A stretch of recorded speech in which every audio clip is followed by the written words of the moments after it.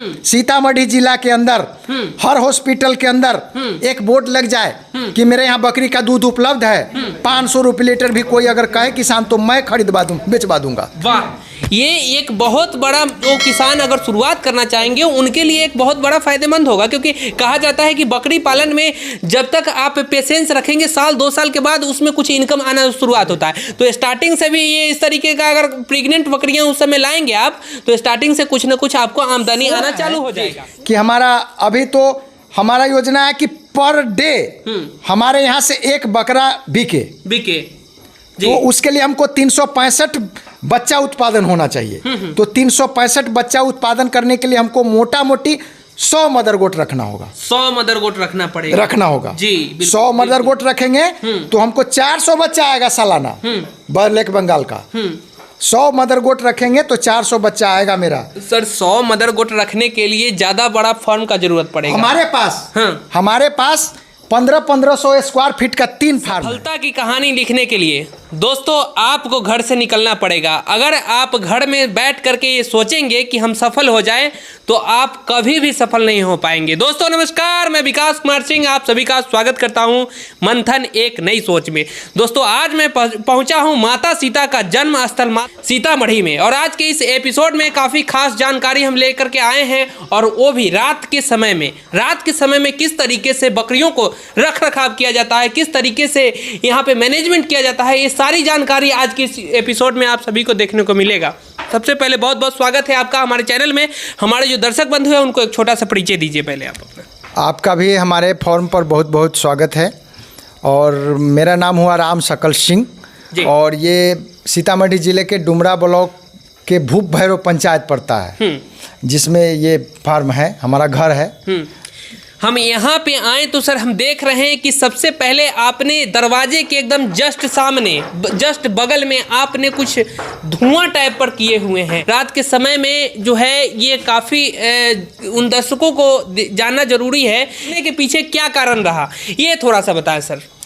धुआं करने का रीज़न है कि फार्म को सैनिटाइज जिसको बोलते हैं, उस सैनिटाइज विभिन्न तरीकों से किया जाता है। कोई स्प्रे करके करता है तो कभी स्प्रे करके किया जा सकता है। सैनिटाइज करने का एक और भी तरीका है कि हम जैसे धुआं के माध्यम से भी कर सकते हैं। जैसे हमने आग जलाया, उस पर जमाइन रख दिया, उस पर कभी कपूर रख दिया, कभी धूमन रख दिया जिसको लोहबान बोलते हैं, वो रख दिया। मतलब इससे होता क्या है कि बहुत तरीके का वायरस जो है आपके फार्म में अटैक नहीं करेगा, किसी तरीके का कोई परेशानी आपको देखने को बाद में नहीं मिलेगा। क्या फार्म सैनिटाइज हो जाता है, जो अवांछित माने कीटाणु है, वायरस है, उसे वो भाग जाएंगे या मर जाएंगे। और हमारे बकरियों को जो सर्दी जुकाम जो वायरस जनित बीमारी होती है, उससे थोड़ा बहुत हम लोगों का मानना है या हमारे विशेषज्ञों का मानना है कि उससे रक्षा होता है। कि आप इस फार्मिंग के सेक्टर में, बकरी पालन के व्यवसाय के प्रति सर कैसे आए, कैसे इसमें आपको आना हुआ? क्योंकि व्यवसाय अनेकों है, लेकिन चुनाव करने के लिए सर आप बकरी पालन को ही क्यों चुने, ये सर जानना जरूरी है। और उन दर्शकों के मन में भी खटक रहा होगा कि बकरी पालन का व्यवसाय शुरुआत कैसे हुआ, आप बताएं थोड़ा सा।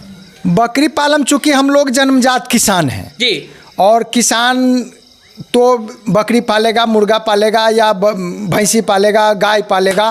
तो हमारा व्यवसाय था, हमने मुर्गा फार्म शुरू किया। मुर्गा फार्म 10-15 वर्षों से कर रहे थे जी। मुर्गा फार्म में कुछ उतार चढ़ाव आई बड़ी बड़ी कंपनियों के आने के बाद, और जब हम लोगों ने ये बड़ा सा मोबाइल लिया, जब यूट्यूब देखना शुरू किया, तो एक वीडियो आया जो हमारे माइंड को बदल दिया। अच्छा, वो वीडियो था सुधीर सर का और ओम प्रकाश अफसर, एक माने मध्य प्रदेश के हैं या कहाँ के हैं पता नहीं। जी जी, जानते हैं उनको जी। तो उनका एक वीडियो मैंने देखा कि आप बकरी फार्म से भी कमा सकते हैं। बिल्कुल।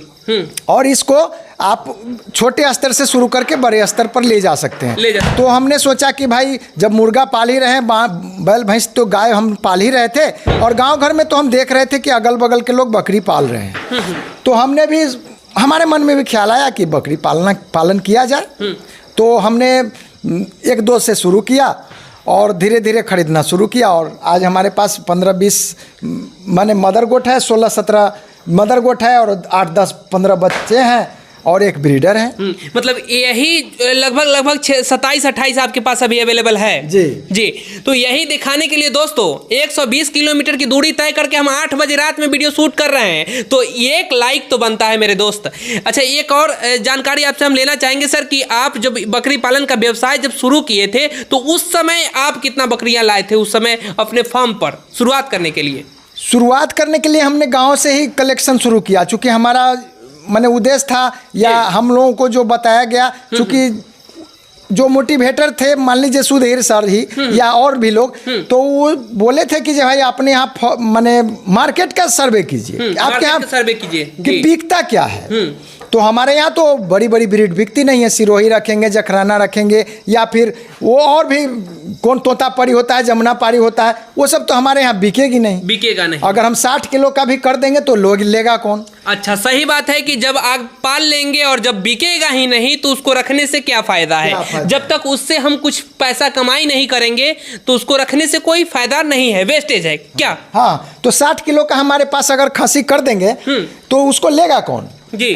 तो हमारे यहाँ तो अगर आपको अभी भी हम इस समय भी चाहें तो 2 घंटा के अंदर सारी बकरियों को बेच सकते हैं मीट के रेट में। बिल्कुल। ब्लैक बंगाल में खास तौर पे हम देखते आ रहे हैं, जन्म से लेके अभी तक देखते आ रहे हैं, क्योंकि हम भी गांव से ही हैं और जन्म से देखते हुए आ रहे हैं कि कभी भी लोगों को अगर बेचना हो रहा है तो मतलब लोग आते रहते हैं, एक जाता है तो एक आता है ब्लैक बंगाल खरीदने के लिए। क्या सर? 5 चीक आता है और पूछता है महाजन बेचे क्या होगी, और जिसको भी चाहे जिस समय भी चाहे उस समय बेच सकते हैं। लेकिन हम बड़ी ब्रीड जब रखेंगे, तोतापरी रखेंगे, जमुनापरी रखेंगे, बड़ा कान वाला रखेंगे, उसको लेगा कौन? सबसे बड़ी समस्या यही है। हमारे यहाँ समस्या है, बाकी जगह की समस्या की बात मैं नहीं कर रहा हूँ, हमारे यहाँ ये समस्या है कि उसको लेगा कौन। और हमारे यहाँ की 3000 में खरीद के लाए, आज हम 5 किलो का बच्चा है, हम कल सुबह बेचना चाहें तो बिक जाएगा। अपने फार्म में इससे पहले आप मुर्गी पालन करते थे, मुर्गी पालन को आपने बंद करके बकरी पालन का व्यवसाय शुरू किया।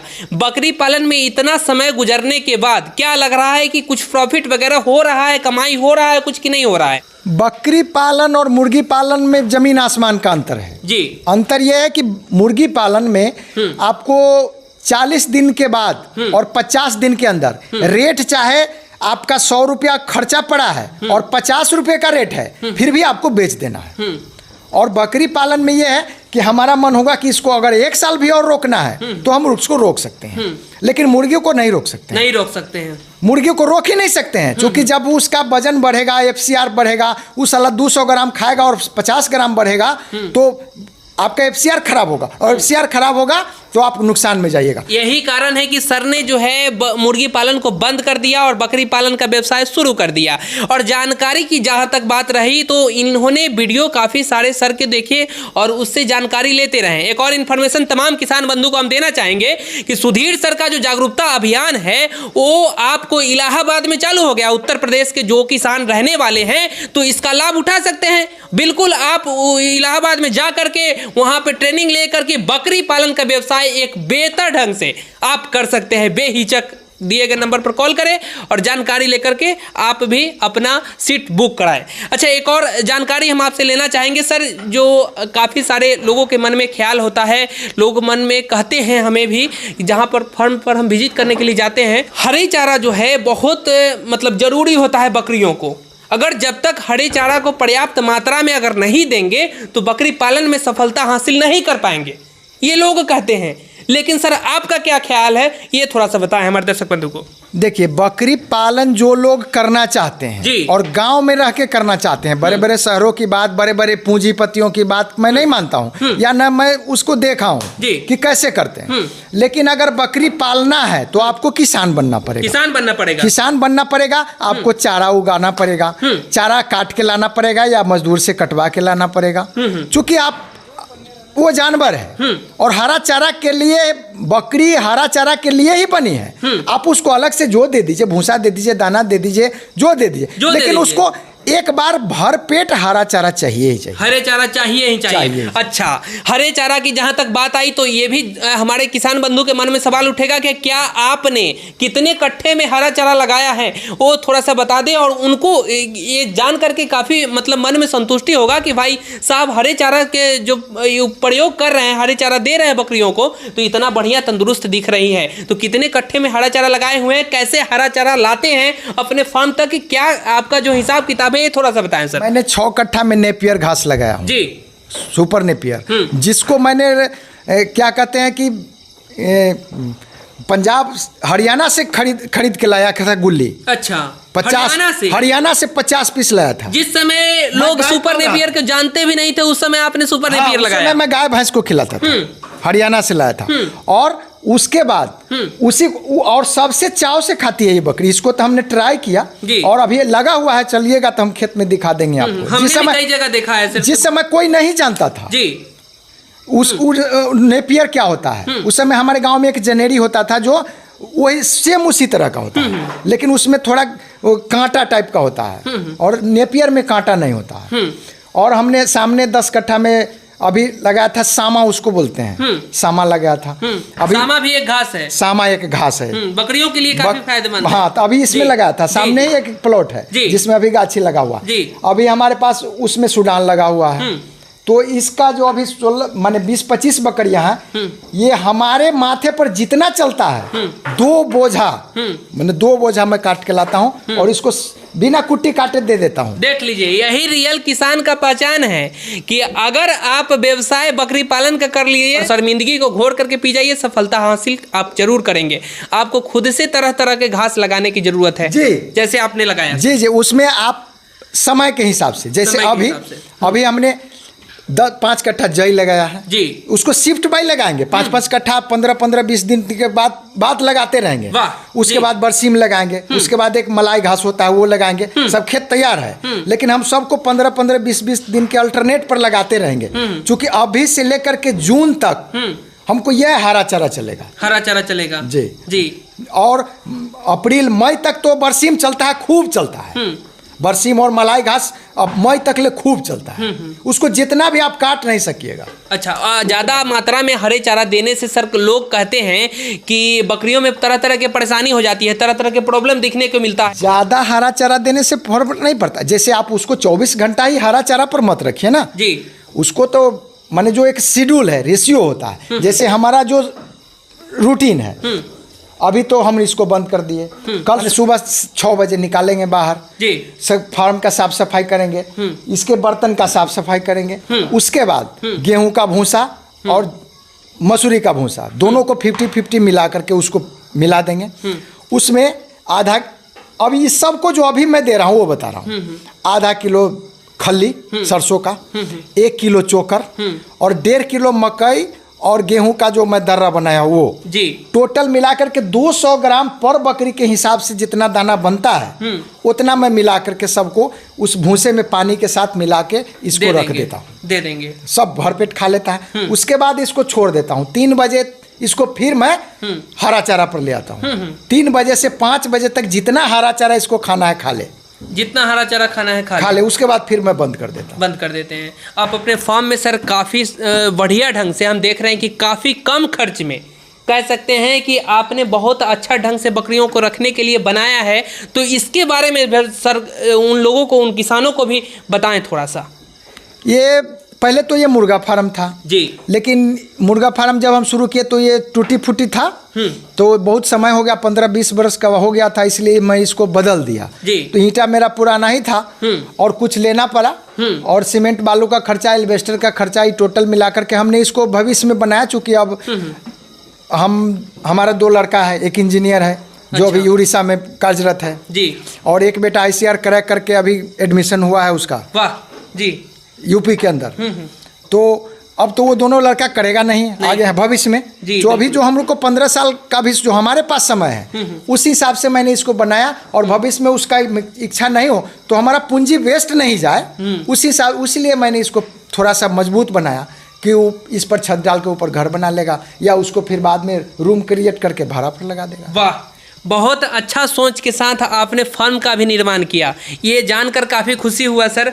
और जैसा कि सर ने बताया कि एक लड़का जो है हमारा इंजीनियर है और एक लड़का भी पढ़ाई कर रहा है, क्या सर? जी। तो हम ये जानना चाहेंगे सर कि आने वाले भविष्य में, क्योंकि आपका सर अभी काफ़ी लंबा आयु है, जी। तो इसको कहाँ तक लेकर के जाएंगे कि उन जो लड़कों को जो कमाई है उसको आप बैठ करके खाएंगे कि आप खुद से कमाएंगे, ये भी जानना जरूरी है काफ़ी उन किसानों को, क्योंकि इतना चीज़ जब बता दिए हैं आप तो ये भी बता ही दीजिए आज हमें। सर हमारा सोच है कि जब तक हमारा हाथ पांव चलता है जी, और मैं जब तक चलवाने लायक भी हूँ, मेरा नहीं चले तो मैं जब तक चलवाने लायक हूँ जी, तब तक मैं कुछ न कुछ करता रहूँ। और कुछ न कुछ करने का मतलब हमारा योजना है जी, कि हमारा अभी तो हमारा योजना है कि पर डे हमारे यहाँ से एक बकरा बिके बीके जी, तो उसके लिए हमको 365 बच्चा उत्पादन होना चाहिए। तो 365 बच्चा उत्पादन करने के लिए हमको मोटा मोटी 100 मदर गोट रखना होगा। 100 मदर गोट रखना पड़ेगा, रखना होगा जी, 100 मदर गोट रखेंगे तो हमको 400 बच्चा आएगा सालाना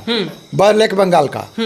100 मदर गोट रखेंगे तो 400 बच्चा आएगा मेरा। सर 100 मदर गोट रखने के लिए ज़्यादा बड़ा फार्म का जरूरत पड़ेगा हमारे पास 1500 स्क्वायर फीट का 3 फार्म है।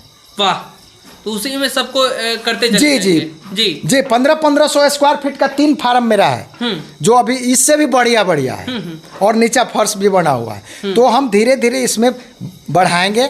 और एक योजना मेरा और है, आज डेंगू का समय है। जी बिल्कुल बिल्कुल, अभी जो है ठंडी का मौसम आने वाला है और बरसात जैसे नहीं, अभी डेंगू आ गया है, आ गया है।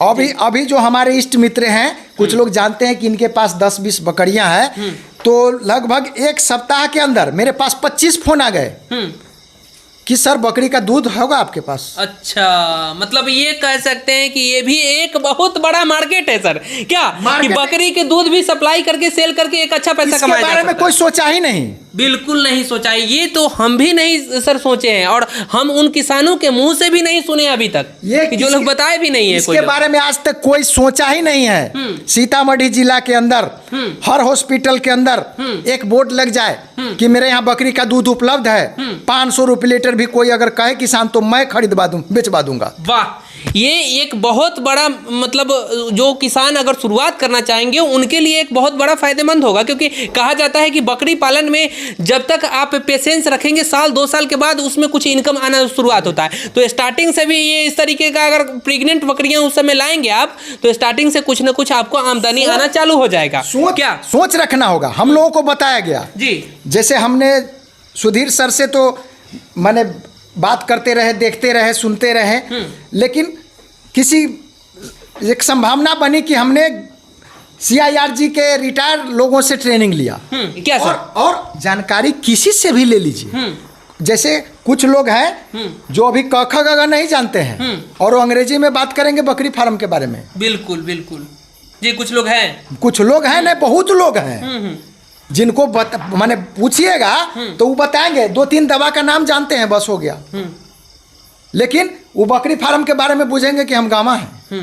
अच्छा, एक और सवाल हम आपसे करना चाहेंगे सर, इतने दिनों के फार्मिंग के सेक्टर में आपका जो समय गुजर चुका है, तो इसमें सर किसी तरीके का कोई परेशानी जो आपको एकाएक अटैक किया हो और आपको लगा हो कि बकरी पालन कर लिए हम और इसमें बहुत बड़ा हमको परेशानी आ गया, इसमें हम फंस गए, ऐसा कुछ लगा अभी? जी, लगा। कब लगा इस साल के मई जून में, जब मैं एक बकरी बाजार से खरीद के लाया जी, और बाजार से खरीद के लाया 8 दिन के बाद वो बीमार पड़ गई। और वो सिर्फ वही नहीं बीमार पड़ी, उसके साथ जब हम उसको ट्रीटमेंट करके लिए अलग फार्म में, हमारे पास 3 फार्म है, उसमें ले गए, उसको रखे। लेकिन उसके बाद धीरे धीरे सारी बकरियों को वो बीमारी आने लगी। सुधीर सर से संपर्क किया और वो लोग जैसे जैसे बताते रहे वैसे वैसे मैं करता रहा और दिन रात एक कर दिया। हमारे पास जो अभी 10 बच्चे देख रहे हैं, एक भी नहीं लगता था बच्चे का। एक समय एक बकरी को मैंने 3 सुइयां सुबह 3 सुई शाम को देना पड़ता था, लेकिन एक भी ऊपर वाले की दया और हमारा मेहनत और उन लोगों का ज्ञान, सबको हमने कॉम्बिनेशन बैठा और एक भी को नहीं मरने दिया। बिल्कुल सही बात, इस तरीके से करना पड़ता है और इस तरीके का भी परेशानी आता है काफ़ी सारे किसानों के फॉर्म पर, जो जिस समय आपको जूझने का, लड़ने का जो समय होता है उस समय आता है। जी, अभी हम आपको पास दिखाएंगे कि मेरे पास ऐसा कोई भी दवा बकरी फार्म से संबंधित नहीं है जो मेरे पास नहीं है। और सब अब तो बेकार है। अब चूंकि उसको दे दिया, 2 इंजेक्शन दे दिया, वो बचा हुआ है जी। हाँ हाँ सारे बकरी में। एक समय PPR आ गया था जी, वो न कहे कि एक बार आ गया था। और ऐसे ही देखते देखते किसी ने बताया हमको, ऐसे जानकार व्यक्ति ने, मैंने जब संपर्क किया, एक इंजेक्शन आती है एक्सेप्ट इंजेक्शन। सर ने बोला कि आप सभी बकरी को, जिसको बीमारी नहीं है सबको लगा दो। और मैंने लगाया और लगता है कि भगवान उसी एक्सेप्ट पर बैठे हुए थे। कि आने वाले समय में सर ब्लैक बंगाल को ही आगे बढ़ाएंगे या फिर बर्बरी? आप कुछ बर्बरी भी रखे हुए हैं, तो इसको आगे बढ़ाएंगे या फिर इसको आगे बढ़ाएंगे? किसको आगे बढ़ाएंगे? केवल और केवल हम ब्लैक बंगाल पर काम करेंगे, लेकिन रखेंगे 1-2 नस्ल का हर बकरी। बहुत बहुत धन्यवाद, शुक्रिया इतनी सारी जानकारी हमारे दर्शक बंधु को दिए। दोस्तों ये एपिसोड कैसा लगा हमें कमेंट बॉक्स में जरूर बताइएगा। फिर किसी और वीडियो में एक नई जानकारी के साथ, एक नए किसान के साथ मिलेंगे। तब तक के लिए नमस्कार, जय हिंद, जय भारत।